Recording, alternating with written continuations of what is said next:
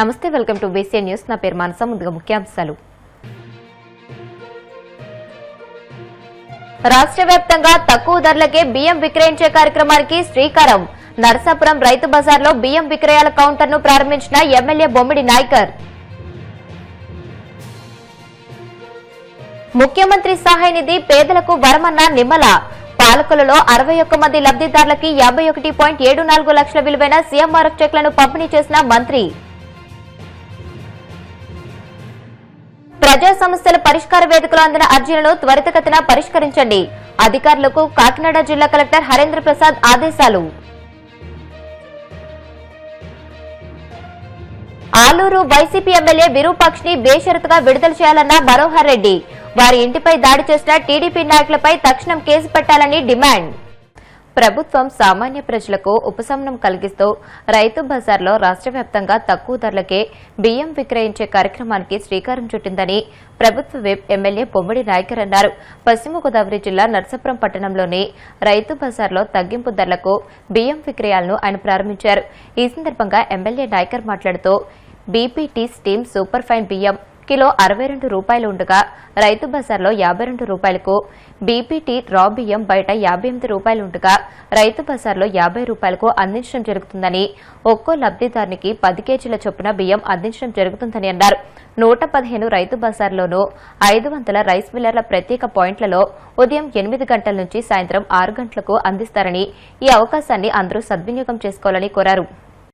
ప్రత్యేకంగా చూసుకుంటే గనక మధ్యతరగతి కుటుంబీకుల్ని ఆదుకోవాలన్న ఆలోచనతోటి మరి ప్రభుత్వం ప్రవేశపెట్టినటువంటి ఈ పథకాన్ని ప్రతి ఒక్కరు కూడా మరి ప్రజలందరూ కూడా ఉపయోగించుకోవాల్సిన అవసరం ఉంది. ఎందుకంటే మీ అందరికీ కూడా ఏదైతే ఆధార్ కార్డు తెచ్చుకుంటే కనుక ప్రతి ఒక్కరికి 10 కేజీల మరి బియ్యాన్ని ఇక్కడ విక్రయించే విధంగా కూడా ఈ రైతు బజార్లో ఈ కార్యక్రమాన్ని ఏర్పాటు చేయడం జరిగింది. అంటే ఎందుకంటే మరి మార్కెట్లో చూసుకుంటే కనుక 62 రూపాయల బియ్యాన్ని మరి 52 రూపాయలకి ఈ రోజున ఈ రైతు బజార్ ద్వారా విక్రయించడం జరిగింది. అదేవిధంగా 58 రూపాయల బియ్యాన్ని 50 రూపాయలకి విక్రయించే విధంగా మరి సివిల్ సప్లైస్ నుంచి ఈ ప్రభుత్వం ముందుకు రావడం జరిగింది. అంటే ప్రతి ఒక్క ప్రజానీకం కూడా దీన్ని తప్పనిసరిగా ఉపయోగించుకోండి. ప్రతి ఒక్కరికి నెలకి 10 కేజీలు చొప్పున ఈ బియ్యాన్ని విక్రయించే విధంగా ఈ ప్రభుత్వం ముందుకు రావడం కూడా ప్రతి ఒక్కరికి, ఎందుకంటే ఆర్థికంగా వాళ్ళు చూసుకున్న సమాజంలో అందరూ కూడా ఆర్థికంగా ఇబ్బందికర పరిస్థితులు ఉన్నాయి కాబట్టి వారికి ఒక అండగా ఉండాలన్న ఆలోచనతోటి ఈ పథకాన్ని ప్రవేశపెట్టడం జరిగింది. మరి గౌరవ ముఖ్యమంత్రి చంద్రబాబు నాయుడు గారు, అదేవిధంగా గౌరవ ముఖ్యమంత్రి పవన్ కళ్యాణ్ గారు మరి వారి యొక్క ఆశీస్సులతో మరి ఆంధ్ర రాష్ట్రాన్ని మన సంక్షేమంతో పాటు ఏదైతే సంక్షేమ పథకాలు మనం ఇస్తున్నా వాటితో పాటు అభివృద్ధి కూడా మన ఆంధ్ర రాష్ట్రాన్ని ముందుకు తీసుకెళ్లే విధంగా కూడా మరి కూటమి ప్రభుత్వం ముందుకు వెళ్తుంది. మరి నిన్ననే చూశారు, మరి 1వ తారీఖున మరి గౌరవ ప్రధాని భారత్ మోడీ గారి యొక్క మరి ఆశీస్సులతో మరి భోగాపురాన్ని కూడా మరి ఎయిర్పోర్ట్ ని ఓపెన్ చేయడం మరి మనం చూడడం.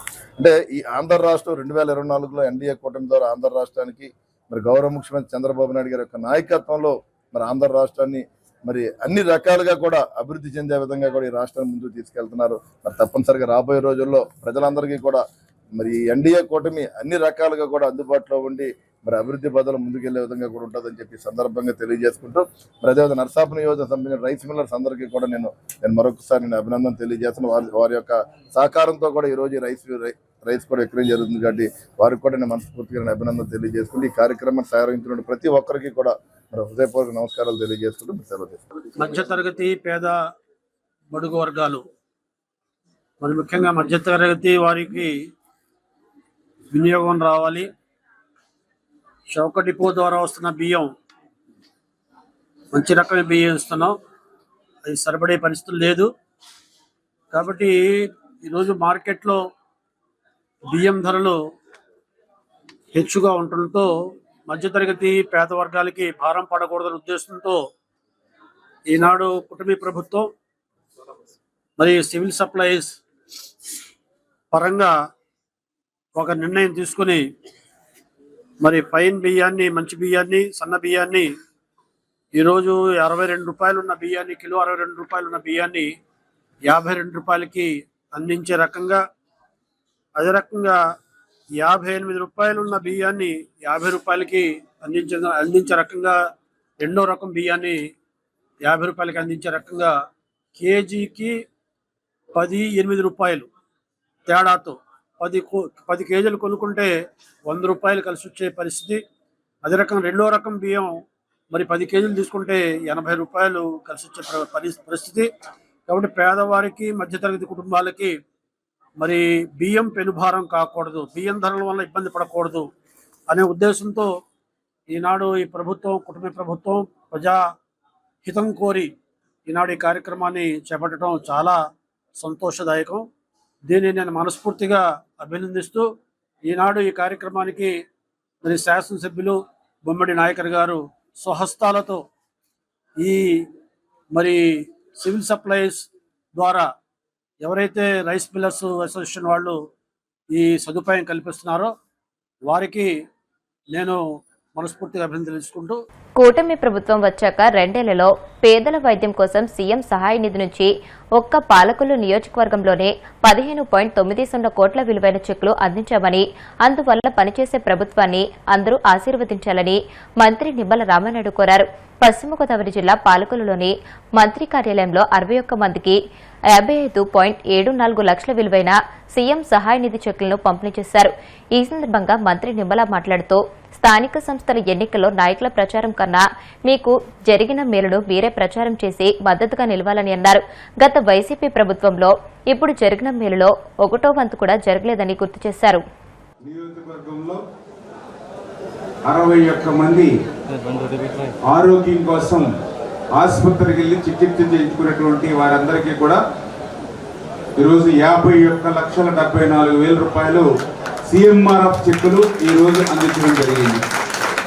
ఈ రోజు వరకు ఈ 2 ఏళ్లలో మన పాలకొల్లు నియోజకవర్గంలో 15,90,00,000 రూపాయలు, అక్షరాల 15,90,00,000 రూపాయలు ముఖ్యమంత్రి సహాయ నిధి నుంచి మన పాలకొల్లు నియోజకవర్గంలో ఈ 2 ఏళ్లలో మీ అందరి ఆరోగ్యం కోసం మేము అందించడం జరిగింది. మరి దయవుంచి గత 5 సంవత్సరాల వైఎస్పీ పాలనలో ఈ 2 ఏళ్లలో ఇచ్చినటువంటి అమౌంట్ ఇందులో 1 వంతు కూడా 5 సంవత్సరాల్లో వాళ్ళు ఇవ్వలేదు. ఆ విషయాన్ని దయవుంచి అందరూ కూడా గుర్తుపెట్టుకోవాలని కోరుకుంటూ ఉన్నాం. ఎందుకంటే ఈ ప్రభుత్వం మానవత్వం అనేటువంటి ప్రభుత్వం. ఆసుపత్రిలో మీరు వైద్యం చేయించుకున్న తర్వాత మీరు ఖర్చు పెట్టినటువంటి డబ్బు, ఆరోగ్యం కుదుట పడింది, కానీ ఇంటికి వచ్చిన తర్వాత అరే నేను 30,000 ఖర్చు పెట్టాను, ₹1,00,000 ఖర్చు పెట్టాను, 5 లక్షల రూపాయలు ఖర్చు పెట్టాను, ఎట్లా మళ్ళీ అప్పు తీర్చడం అనేటువంటి బాధ కొంతమేరైనా తగ్గించేటువంటి విధంగా ఇవాళ రాష్ట్రంలో ఆర్థిక పరిస్థితి బాగోలేనిటువంటి రోజుల్లో కూడా మీకు ఇంత పెద్ద ఎత్తున ముఖ్యమంత్రి సహాయ నిధి చెక్కులు ఎప్పుడు కూడా గత 5 సంవత్సరాలలో ఒక్కరికంటే ఒక్కరికి కూడా కన్నెత్తి చూసినటువంటి పాపాన పోలా గత 5 సంవత్సరాలు. మరి ఇంత కష్టపడి పని చేస్తున్న ఈ ప్రభుత్వానికి ఎప్పుడు మీరు ఆశీర్వాదం. మేము వచ్చినప్పుడు లేకపోతే రేపు స్థానికంగా ఎప్పుడు ఏ ఎన్నిక వచ్చినా కూడా మీరు వచ్చి గ్రామంలో ఇంటింటికి తిరిగి, ఇదేదో కార్యకర్తల పని వాళ్ళు చూసుకుంటారులే అని కాదు, ఎవరైతే లబ్ధి పొందారో వాళ్ళందరూ కూడా కార్యకర్తలుగా మీరు పార్టీకి పనిచేసి ఆ గ్రామంలో వార్డులో ఇదిగో మాకు బెనిఫిట్ జరిగింది, మాకు ఇదిగో ఉపకారం జరిగింది. ఇప్పుడు ఎందుకంటే మా నాయకుడు తిరిగారు అనుకోండి, తెలుగుదేశం పార్టీ, వాళ్ళు జనసేన, వాళ్ళు బీజేపీ తిరిగారంట. అదే మీరు తిరిగి ఏమో ఇట్లా మనకు ఉపయోగం జరుగుతుంది, నేను ఉపయోగపడ్డాను, ఇటువంటి ప్రభుత్వం ఉండాలి మనకి, ఇటువంటి మనుషులు కావాలి మనకి మీరు చెప్పారనుకోండి, ఆ ఇంపాక్ట్ గట్టిగా ఉంటుంది. దయవుంచి అందరూ కూడా కష్టపడి, అంటే అదే మా స్వార్థం కోసం కాదు, నేను చెప్పేది ఇటువంటి ప్రభుత్వం ఉంటే మీ మాదిరిగా ఇంకొక 100 మందికి, 1000 మందికి, 1,00,000 మందికి, 1,00,00,000 మందికి ఈ ప్రభుత్వం ఉపయోగపడుతుంది. ప్రజా ఫిర్యాదుల పరిష్కార వేదిక కార్యక్రమంలో అందిన అర్జీల పరిష్కారానికి అధికారులు చర్యలు తీసుకోవాలని కాకినాడ జిల్లా కలెక్టర్ ఎంఎన్ హరేంద్ర ప్రసాద్ ఆదేశించారు. కాకినాడ కలెక్టరేట్ వివేకానంద హాల్లో నిర్వహించిన పీజీఆర్ఎస్ కార్యక్రమంలో జిల్లా collector MN Harendra Prasad, joint collector Apoorva భరత్లతో పాటు trainee collector Priya, DRO doctor Thippenayak, జిల్లా పరిషత్ CEO Laxman Rao, DWAMA PD Madhusudan, జిల్లా స్వర్ణగ్రామ బోర్డు అధికారి J Venugopal, DDOP Vasudevarao, BC corporation ED A Srinivasarao తదితరులు ప్రజల నుండి అర్జీలు స్వీకరించారు.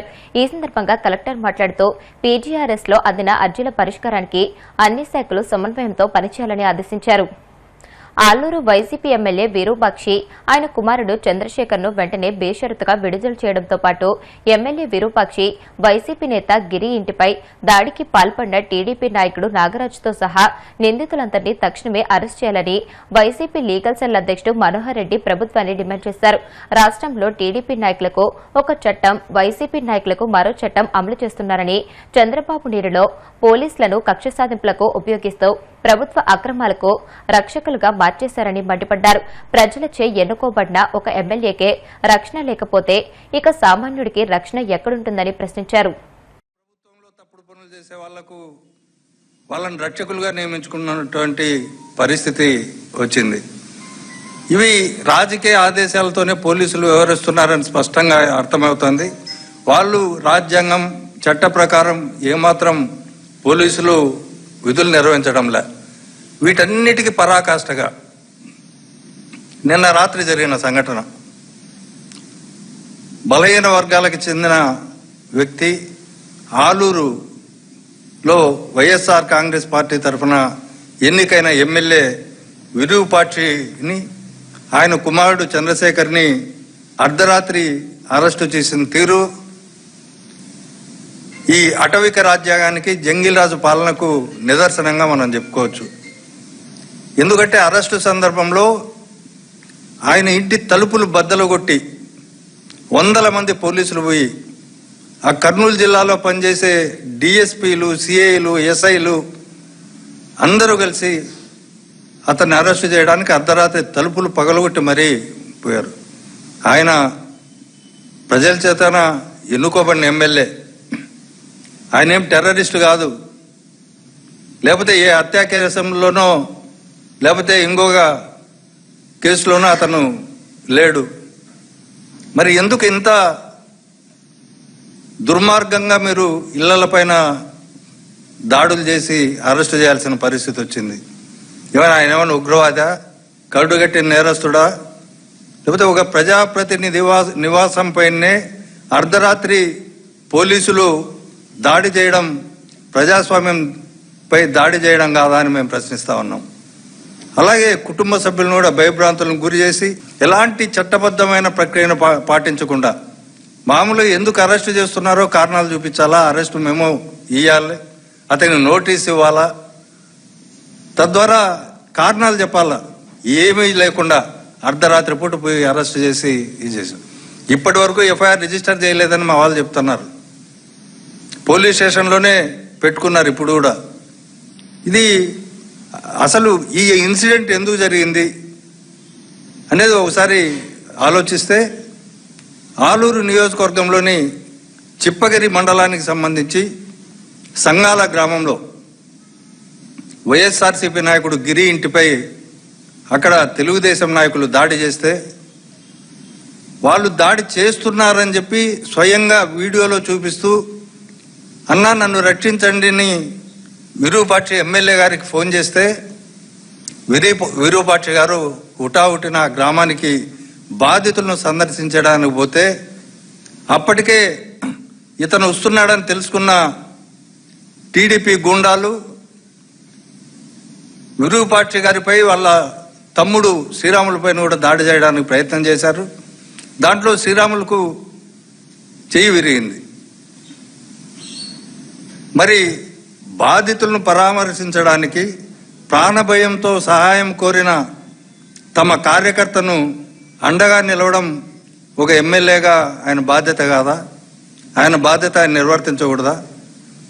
మరి ఆ కుటుంబాన్ని ప్రశ్నించేందుకు, పరామర్శించేందుకు వెళ్ళిన ఎమ్మెల్యే విరూపాక్షిపై చేయడం అన్నది చాలా శోచనీయం.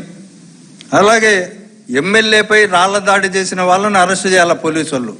అలాగే ఆ గ్రామంలో, సంగాల గ్రామంలో వైఎస్ఆర్సీపీ నాయకుడు గిరి కుటుంబంపై దాడి చేసిన వాళ్ళను కూడా అరెస్టు చేయాల్సిన పోలీసులు వాళ్ళను వదిలిపెట్టేసి నేరుగా ఎదురుగా ఎవరైతే పరామర్శకు పోయారో ఎమ్మెల్యే గారు తర్వాత వాళ్ళపైన కేసులు పెట్టే పరిస్థితి వాళ్ళ రాష్ట్రంలో ఉంది.